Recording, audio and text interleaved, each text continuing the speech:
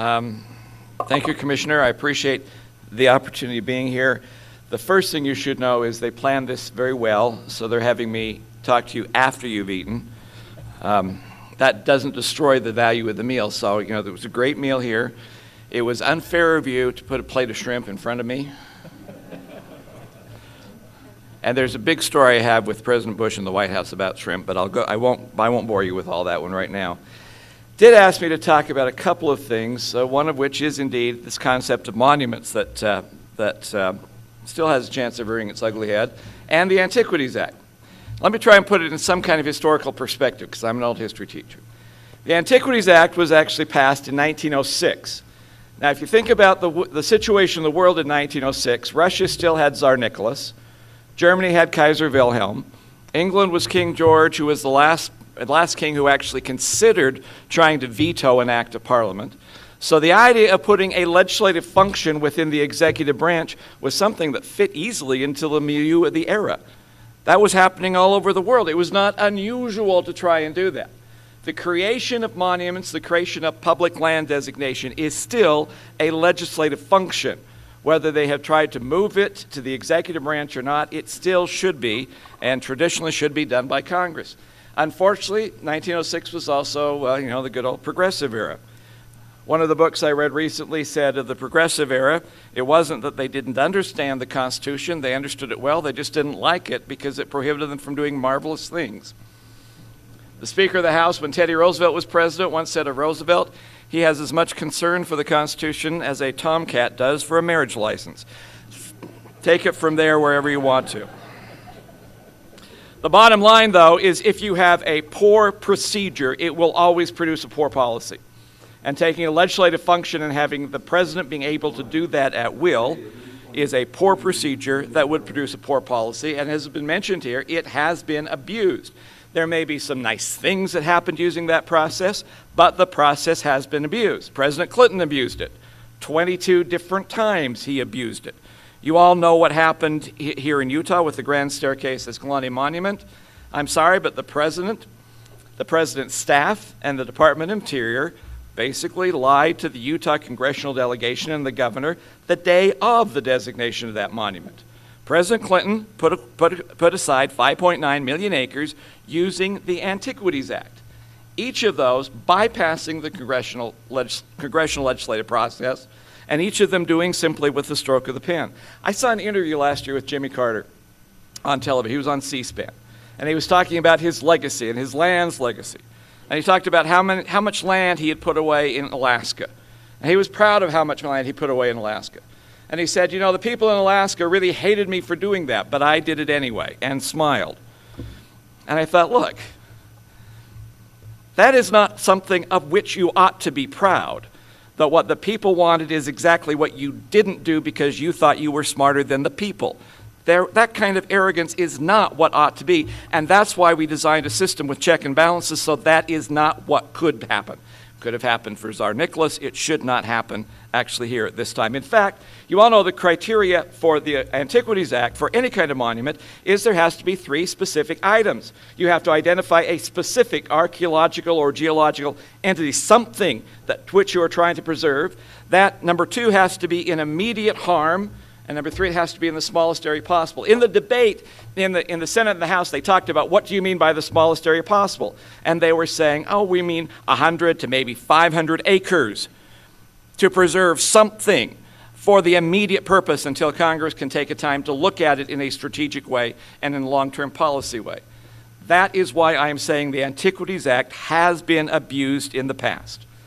And before we found the documents that were leaked to us, it was going to be abused again. Now, I am proud of the fact that since we kind of outed the Interior Department on that treasured landscape approach, they have guaranteed, they have backed off, and they have told us time and time again they are not going to make any new monuments using that approach. I believe them. I trust them. But the bottom line is that approach still wanted to create 14 new monuments in 11 different states. It wanted to establish 13 million acres of new national monuments on public property, and 26 million acres of private property would be encompassed in those 13 million. I'm not throwing numbers at you for the fun of it, that's 13 million acres. If you take Delaware, Rhode Island, Connecticut, and New Jersey and actually lump them together, that's only 11 million acres. This was 13 million acres. And what was worse is the very purpose of their brainstorming session was to try to figure how you can do this without letting Congress know about it. It was the very concept of doing a legislative act by an executive branch doing a legislative act without the legislative body knowing about it. So even if they have backed off, so what? It's still wrong. It's a wrong process. It's a wrong procedure. And it may rear its head again, and it's still, if it comes up in the future, as it did in the past, it is still flat out wrong. I appreciate the guarantee, but I simply want something more than that. Now, a lot of people wonder why I get so ticked off in Congress and why I rant all the time about public lands. This, I don't know if you can see this very clearly way back there. If you can't, that's even good. This is the state of Utah. Actually, it's the real state of Utah. Everything that's red is private property.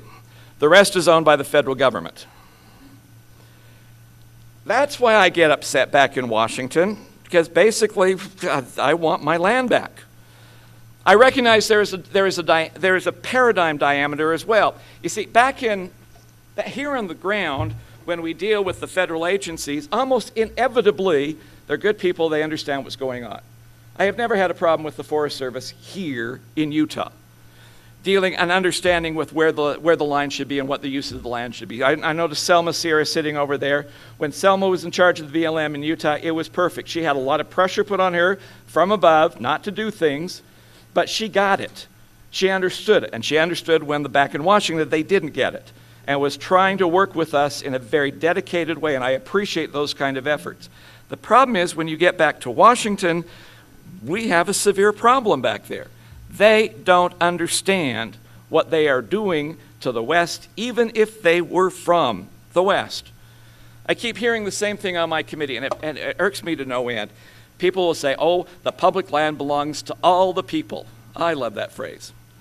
If it belongs to all the people, I'd like them to tell me which part is mine because I want to sell it.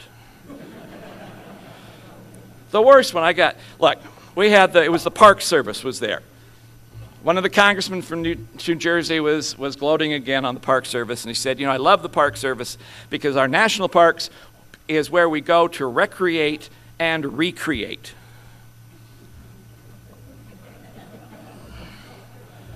I still don't get that one. And I turned to Raul Grijalva, who's the Democrat ranking member on the committee, and said, did he just say we have sex in the national parks? And without rinsing a beat, Raul Grijalva said, we got to do something to get those urban kids into the parks. So, yeah.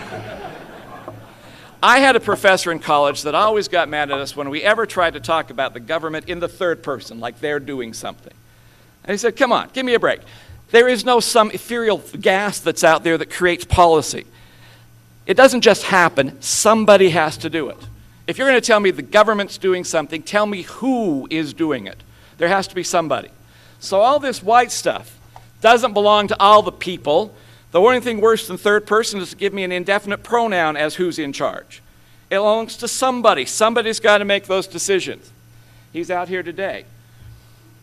It's Secretary Salazar, the only cabinet member back in Washington that actually has the power of eminent domain within his grasp. No one else, not even the president can do that. He can. He is the one who is in charge. He is the one who makes those decisions. And I don't care how many people he has under him, that is still where the buck stops, and that's where the decision has to be made. I'm happy that he's here. I think you're going to have a chance to talk to him in some time. I want you to know that he's going from here down to Moab, where we'll have a public meeting venerating the idea of outdoor recreation, looking at a couple of wilderness study areas and how important they are.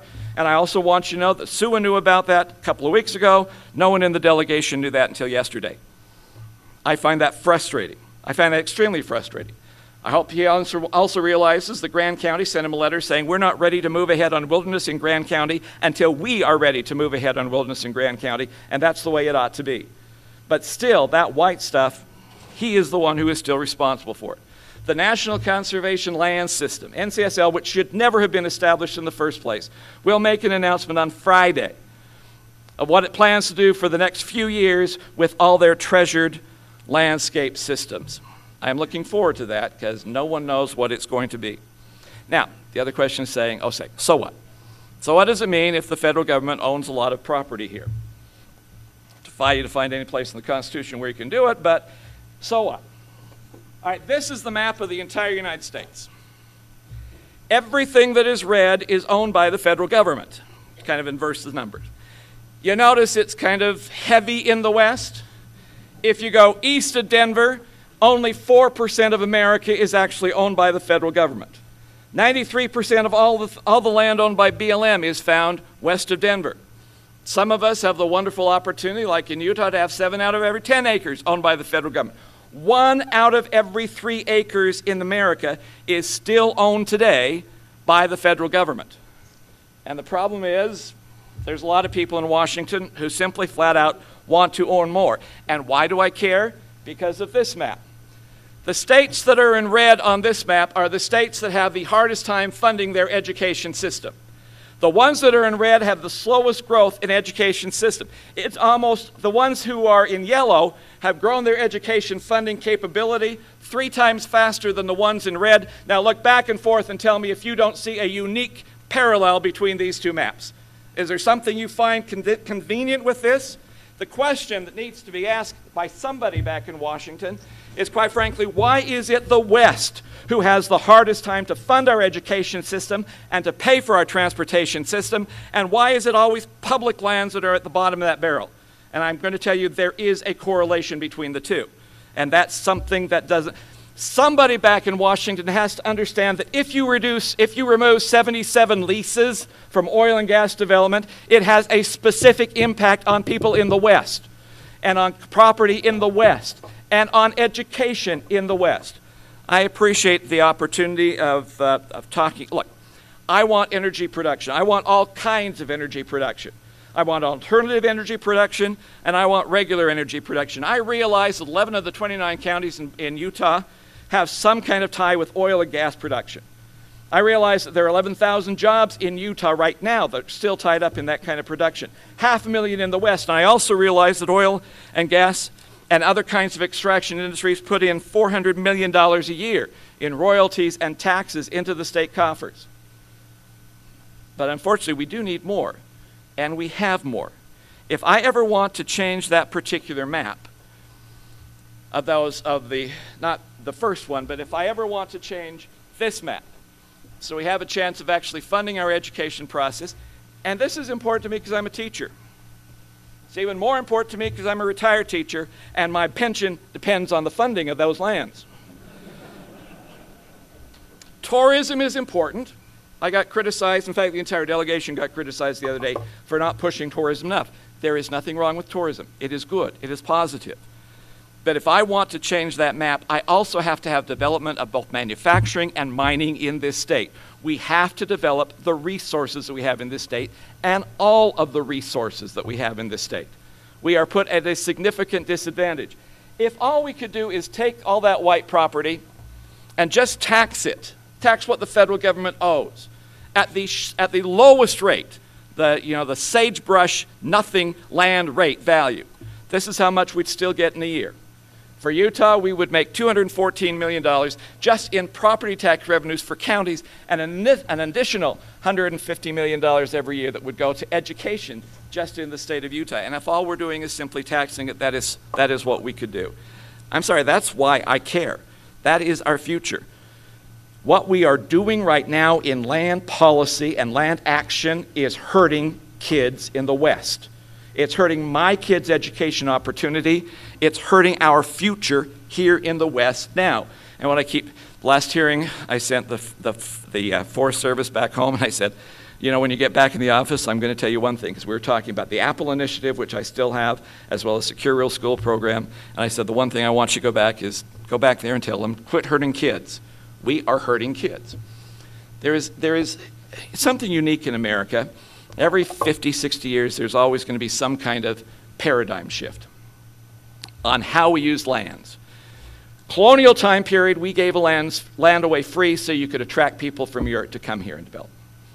Then people came up with the idea, there's a paradigm shift about 40, 50 years after that we're going to use lands to pay for the government. Selling territorial land was the way the government paid for itself. In the 1830s, we had the high point. About a quarter of everything that came into the federal government to run the federal government came from sales of public lands in the territories, which is one of the reasons why states, especially in the West, were required to give up a whole bunch of land before they became states so that the federal government could have land for the sale. Unfortunately, that didn't work terribly well because, well, people kept going on the land free. They would call squatters. So about 40 or 50 years after that, we changed our policy, Civil War era, and simply said squatters are now homesteaders, and you changed the process to try and encourage homesteading. The last Homestead Act was actually passed in 1916. I hate to tell you this, but contrary to what some of the school books say, none of them ever worked. There was always fraud and abuse. About 40 or 50 years after it, the federal government simply decided to break everything that's electronic up here and not pay for it. If you're trying to tell me something, I'll quit now if you want me to. You're doing great. I'm just getting emotional, but I'll quit now if you want me to. No, they decided simply to change their paradigm and keep the land. Quit selling it. There was no analysis for that. There was no policy discussion. There was no legislation passed to do it. In the Progressive era, they simply said, we're not working in our homesteading approach. We're just going to keep it. 40 or 50 years after that approach, in the post-World War II era, we came up with another approach and we said, okay, we'll do multiple use. I like multiple use, but let's face it, multiple use was done by politicians because they don't want to say no to anybody. If all the land is done in multiple use, everyone can get everything they want. 50 years later, we decided to have scientific studies of what we were doing and make science the value of how we decide what to do with the land that we didn't get that we kept in the first place. I hate to say this to you. If you have a piece of property out there and you're trying to decide whether that should be used for grazing or for recreation, what is the scientific matrix you're going to use to make that decision? I'm tired of scientific evidence. The land decisions are basically subjective. Do you want to develop it? Do you want to have more recreation?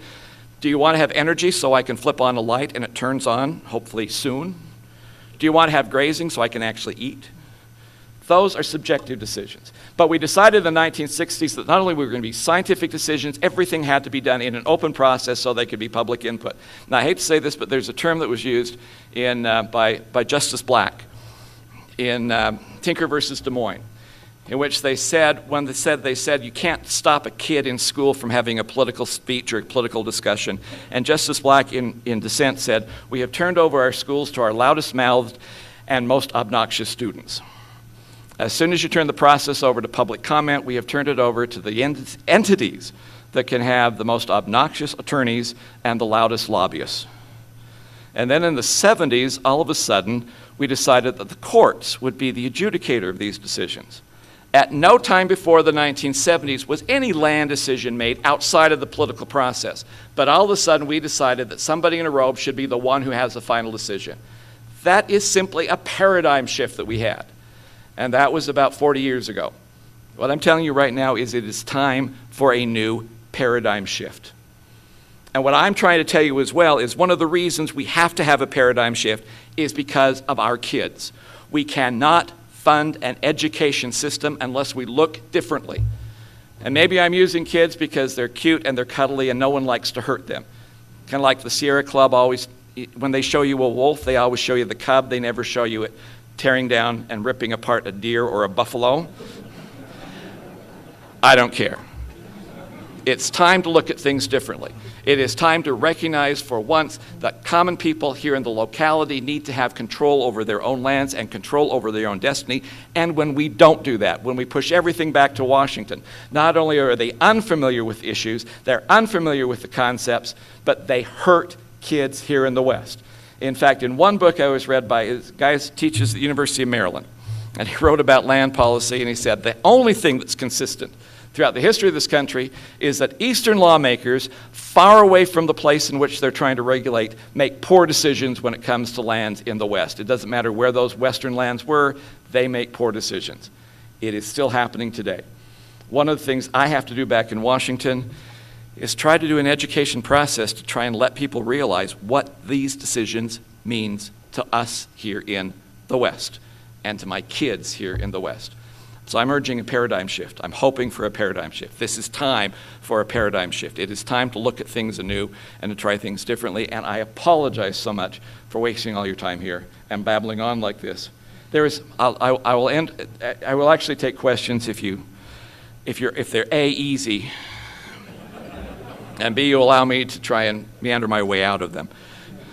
But my favorite quote still in Washington is the one when Huey Long was first elected to the Senate from Louisiana, and he went back to Washington. He came back to Louisiana after his first session, and he said, "Does all the talking back there in Washington bother you?" And he says, "The talking doesn't bother me, it's the listening that bores the hell out of me."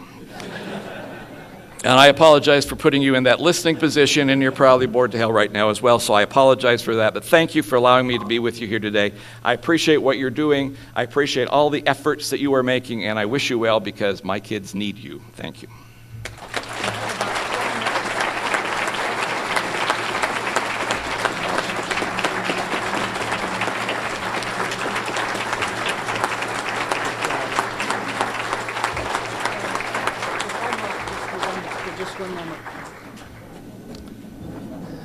We've got about 20 minutes, so if there's questions you'd like to ask the congressman, please do so. Is that all right? Do you have 20 minutes you could give us? Yeah. All right. I just saw this. Okay, go ahead. Sir.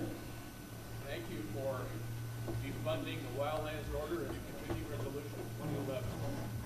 The question is, can we expect the same defunding order in 2012 funding legislation? When it comes to wildlands, I think there's two phenomena that I found. I don't understand if the department really understood what they were doing when they tried to come up with wildlands.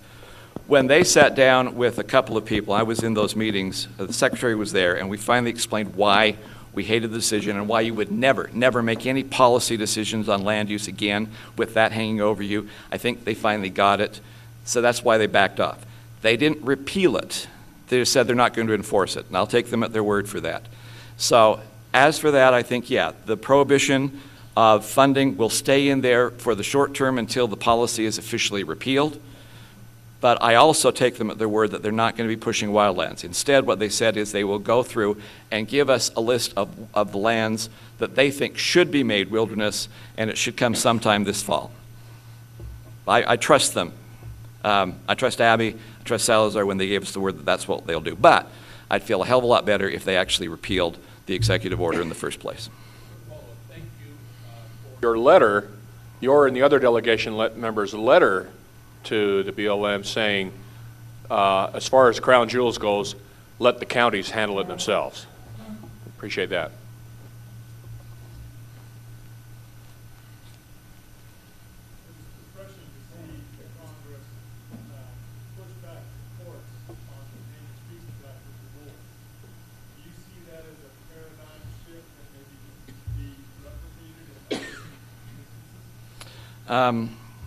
Yes, I'll tell you that. First of all, we push it back in a very haphazard way, so it treats different areas differently. There is a better way of doing that. I still think we need some kind of legislation to make sure that the wolf is treated the same way everywhere and that states are not treated differently. That's still our problem. But it goes to a bigger issue, which is called the Endangered Species Act, obviously, and how we deal with that. And there, once again, is some pushback. But that's one of those areas in which we in the West need to talk, once again, to our friends in the East. In the East, where they have very few of those situations, they simply don't get what it means. I'm trying to convince them that if you're going to have an Endangered Species Act, you have to have an Endangered Species Act that actually protects endangered species. We don't. I love baseball. Joe Gochner was the shortstop for the Cleveland Indians in 1901. He hit 186 and committed 48 errors, but was still good enough to be their shortstop in 1902, where once again he hit 186, and this time committed 98 errors, which is still a major league record. Had a hard time throwing to first base accurately. That means Joe Gochner is probably the worst professional baseball player in the history of the game. Still better than I was because he made it there, but he is still the worst one ever to tie on his cleats. His batting average for his lifetime was 186. The batting average for the Endangered Species Act in recovery is 0.10 if you round up. The Endangered Species Act doesn't work. It's got to be reformed so it comes into a system that actually works to remove. We've got to help to make sure that if you want to save a species, you actually have a program that saves species. The Endangered Species Act does not work, period. And that's part and parcel with the wolves. If we have to do that on a piecemeal basis, we will push back on a piecemeal basis. But I would rather have a wholesale reform of the Endangered Species Act to change the way we try and have that program operate.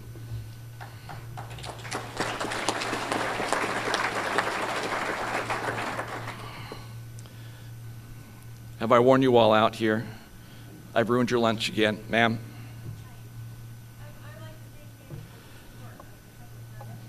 Because I've grown up in the West, and this has been my culture. You talk about having a paradigm shift. Government can only do so much. I believe we as a people have to create a paradigm shift. It takes a whole society to create that. What is it that we can do to bring that on?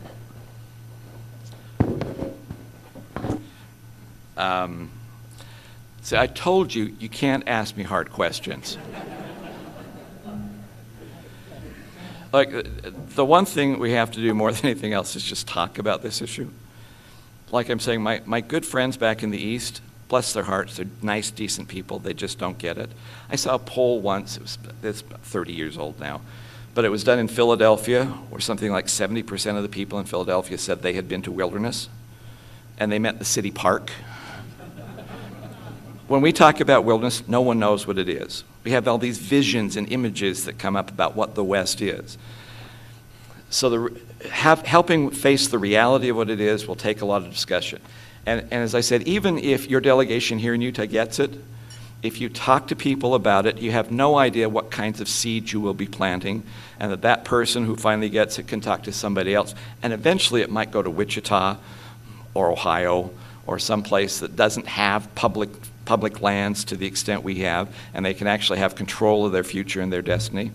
It's got to happen. But as far as an organized way of doing it, I'm having the problem doing it. In fact, the one thing we're doing is several of us who are on the Western Caucus, we're doing missionary work. We're going out in twos, and we're going to make appointments with some of our Eastern colleagues and sit down with these maps and try to point out this is what a heritage area does. This is what a wilderness designation does. These are the pictures of what is a WSA. And if the department determines a wilderness study area no longer has wilderness attributes and should be released, it should be released. Sir.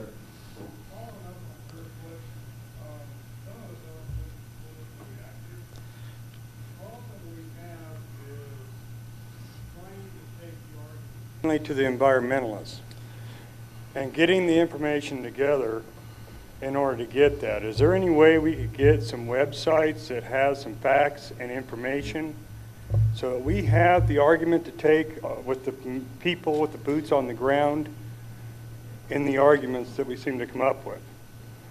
You know, we see the pictures of the land that's being drilled on. I'm from Rangeley, Colorado.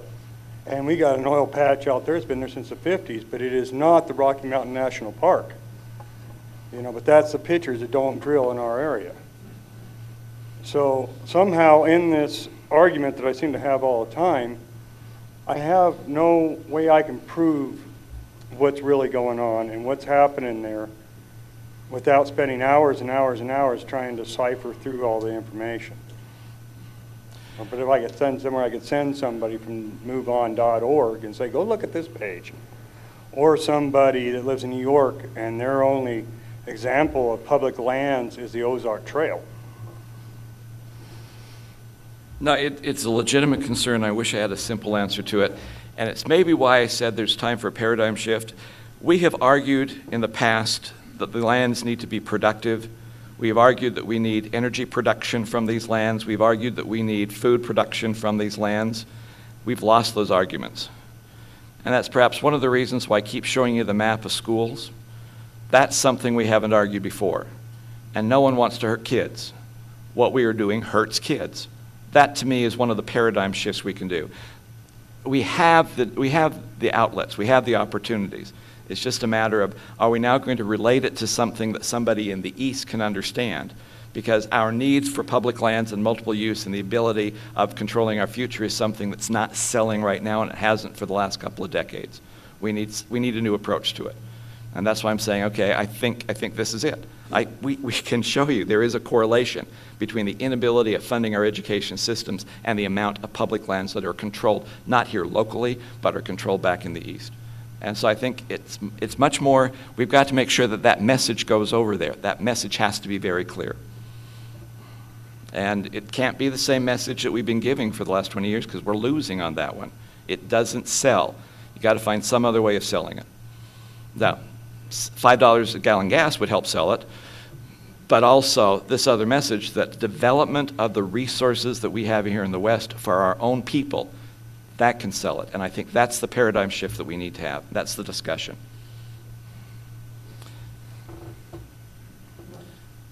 Please. Yeah. Do you have pictures of those maps online somewhere or something? I think that's kind of what he was asking. No, but could you put them on? Yeah, they will be.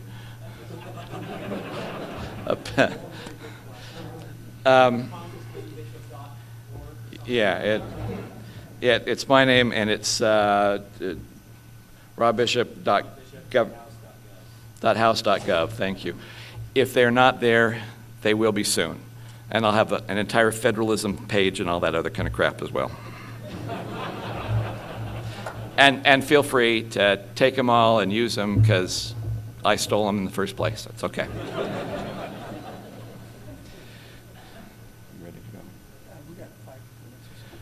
I'm told we got 5 minutes, so somebody has to think of something. I'm sorry, Commissioner? I'm a firm believer with public land issues and with animals that are going extinct that each is equal access to justice. And I want to know what kind of a push this group may be able to handle to help our congressional leaders move in a direction to change the way that funding flows. It's my understanding currently that you have $7 million worth of assets you are not allowed to file for equal access to justice money.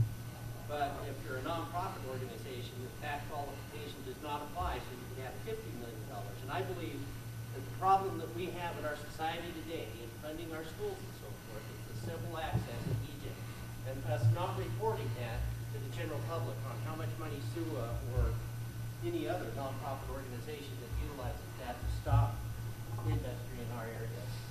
What can we do to stop that? You have hit on one of the most egregious acts that are there. That has nice idea that's been totally screwed in the way it's administered. Congressman Loomis from Wyoming is the one who's taking the lead on this. Go to her website, shoot her any kind of email you want to. Do the same thing to me. If you could, any example you have, real life example you have that helps on how this has been so poorly administered and unfair, especially to those who live on the land and make their living from the land, give it to us so we can use those. We have twofold process. Number one, no one knows how much we're spending that go to radical groups who have lots of money, but by definition, they are nonprofit, therefore they can get these funds. And those of you who are perhaps land rich and money poor are still considered rich, and you don't get that same kind of treatment, that same opportunity. It is unfair. We want to change the definition, and we also want to change the amount of money that goes in that particular direction. I'd also like to give states, that's another bill that we're trying to push through, legal standing to be able to go to court on any of these issues. Right now, states, oddly enough, do not have legal standing. Certain interest groups do, states do not. But yeah, send us examples. That's one of the things we are pushing, and I'm not going to give up on that one either. But Congresswoman from Wyoming is the lead on this, and she does a great job. One more. This is, that was loud. This is mostly just a comment. I'd like to express my appreciation to you. I'm Dirk Clayson, Kane County Commissioner. We recently went back to Washington and spent time trying to meet with mostly eastern state congressmen, trying to educate and cover a number of the issues of our concerns. And I was really impressed as we went back there and we mentioned that we were from Utah, that your name came up very frequently and was well respected. And Are you sure it was respect? That kind of goes either. It was. It was amazing. And many of the people said, we're taking Congressman Bishop's lead on this. So I want to express my appreciation for your leadership role, not just in Utah, but back in D.C. Well, I appreciate that. Also, I mean, don't hesitate. This is not just Congress's battle. Don't hesitate to come involved in any of the organizations. Those of you who go back to NACO, find somebody from the East and hit them. Okay, don't hit them. Convert them. Find somebody there. In ALEC and NCSL, for the state legislators, I need them to do the same thing. On every different kind of level where there is any organization, find somebody who does not live here in the West, convert them. Make them understand how important this is to us. This is significant to us. It is our future to us. And no, that is not clear back there yet. With that, I think I'm done. Whatever you'd like to do. We've got a couple minutes. So. Oh. Not that I'm saying anything, but if anyone else has another question. Oh, darn. Yeah. Representative Clark? I want to echo those sentiments that were said there, but I'm really concerned about what's going on in Washington. The president has signed 23 pieces of legislation this year, 15 of those in the room. House has passed 400 roll call votes plus. The Senate is at an all-time low in the entire history of the country. I'm curious about what you think the direction the country is going to be.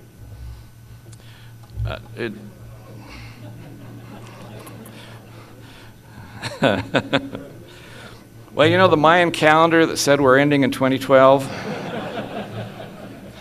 Seems pretty appropriate. No, the situation is right now that my side can stop things that are bad, which is good, because you can stop things that are bad.